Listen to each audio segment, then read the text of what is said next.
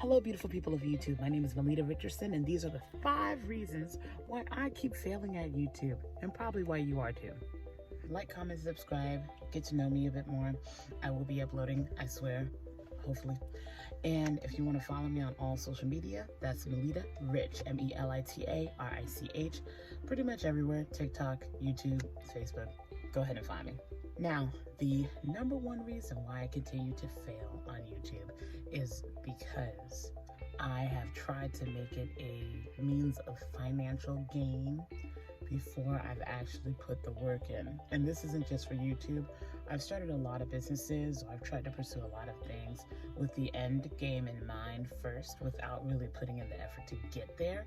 And it doesn't always work out. So basically, when I got laid off from my job, I was putting effort into YouTube, into TikTok, into Facebook Lives. I was really going ham at it, but I was expecting to reach where some people, it takes them years to reach, where I could support myself financially from it. And when that didn't come soon enough, I got burnt out, discouraged, yada, yada, yada. That's my first mistake, because you cannot depend on something like YouTube, Facebook, Instagram, TikTok. You can't depend on those automatically and assume that you're just gonna get there out of the blue just because you decided to start. It's gonna take effort. It could take years, and you need to be smart and practical about it. If you're claiming unemployment, that's one thing, and you've got bills being paid, or maybe you have a spouse. I am married, and maybe they help carry the load of some of the stuff that you need to be taken care of so that you can pursue your stuff. That's one thing. Even then, if you're expecting to make money out of it way too soon, it won't work out for you, because you'll be so stressed about not having your bills paid, or stressed about not meeting certain deadlines or goals that you have in mind, because you're expecting views and followers and likes and shares and subscribers to be coming out and being plentiful out of nowhere, and that isn't going to be the case in the beginning. So definitely my number one reason why I've continued to fail at YouTube is that I've always expected it to be a financial opportunity way before I've put in the amount of work and effort in promoting myself, creating content, sharing it myself. The second reason why I believe I failed at YouTube is that I overwhelm myself. I can be a little bit extreme. I'm very much so all or nothing. Instead of sticking to a simple schedule of maybe 1 video a week, which would be 4 videos a month, right? 52 videos in a year, right? Instead of sticking to that, I will think in my mind, wow, I need to get these views up so that people will share my stuff, so that the algorithm gets to know me and pushes me out to more people. So you know what?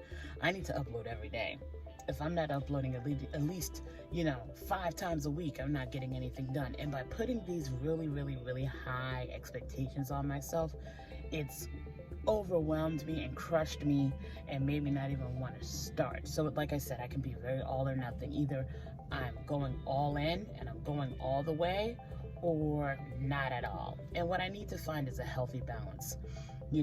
If I want to start off with frequency, then what I should do is pre-film several videos and film them in advance, edit them in advance, and use the YouTube studio to front load the content and make sure that it posts at a certain time, so that I can just live my life and they'll post when it's time for them to post, rather than me feeling stressed out because I don't have the content and I now have to scramble to film it every day, edit it, and post it. It's a lot of work, a lot of effort. I know some people do it. It doesn't have to be me. So that's why I think that's my second mistake, and the reason why I always fail at YouTube is because I give myself way too much ahead of time, and I don't pace myself, and do things reasonably. So that's the second reason. The third reason why I think I've failed at YouTube: I've stressed myself out about finding a niche or a niche or a niche, whatever the hell you want to call it. Basically, trying to figure out what the hell it is that I'm supposed to be doing on this internet. There's some people who, what they do. They cook. They're about food. They're about, their content is all about eating. It's all about posting recipes. Some people are even more particular with their niche. They talk about keto diets. Maybe they're vegan. They belong to a specific tribe and appeal to a specific audience. And from there, sometimes you can even get micro niches where it's like keto, but it's gluten-free and vegan, non-dairy, keto, right? Even more specific. And for me, I'm such a multi-passionate person that when I'm watching videos on, how to start a channel, you've got to pick a niche. I tend to be like, okay, you know what? I like so many things. I want to talk about food. I want to talk about this. So then I tell myself, you know what? I've got to pick one niche or two niche at most. I'm going to start 5 channels.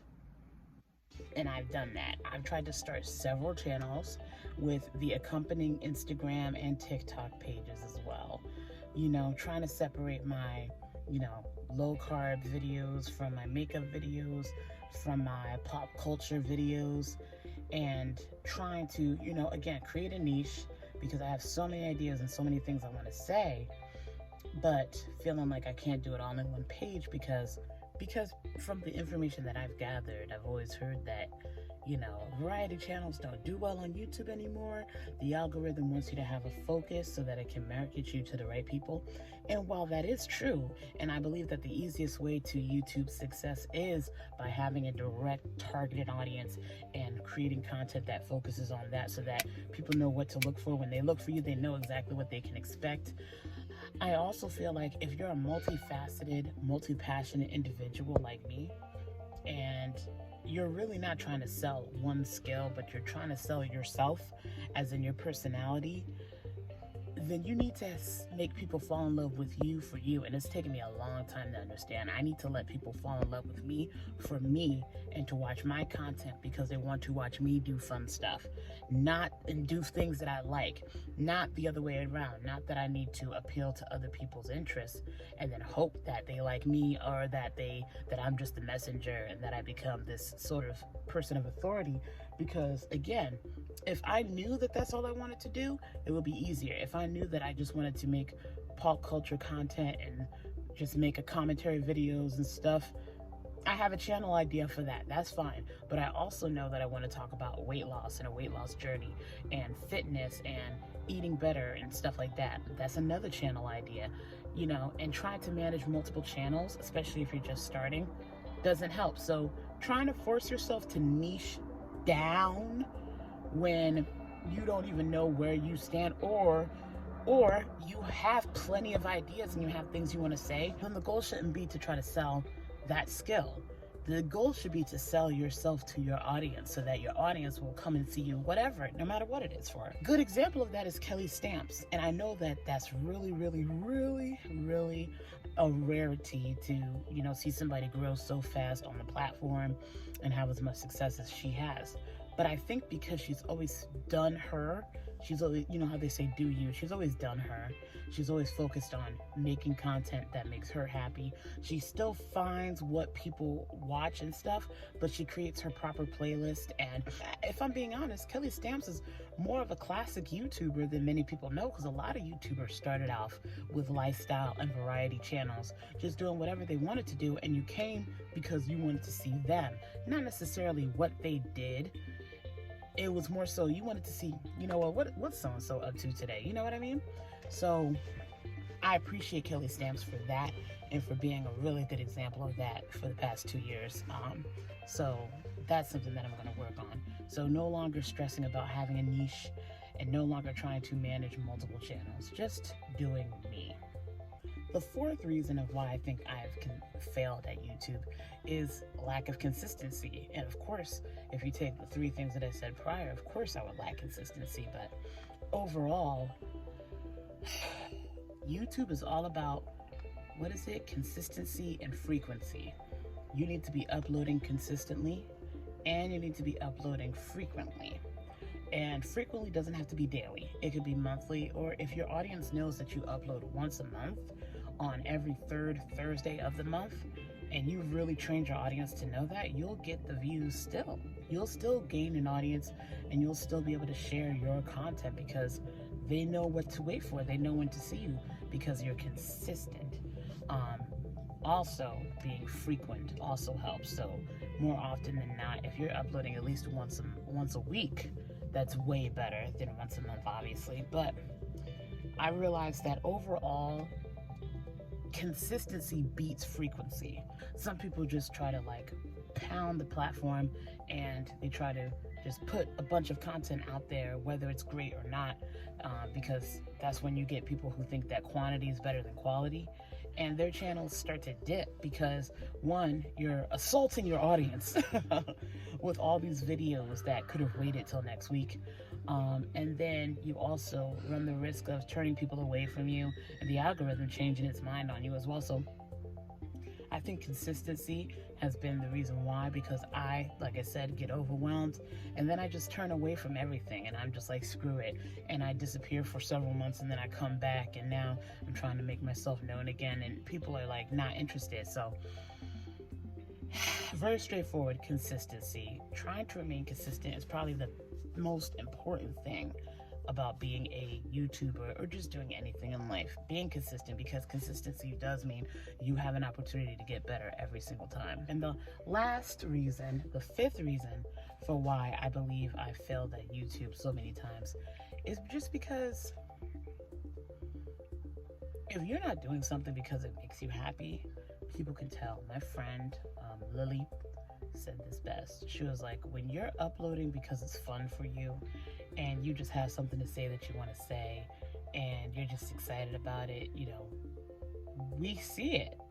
But when you're uploading out of stress, out of fear, or out of desperation for views, likes, shares, comments, and clicks, subscribers, you know, because it's going to make money for you or you're hoping to make money from it, we can see that too.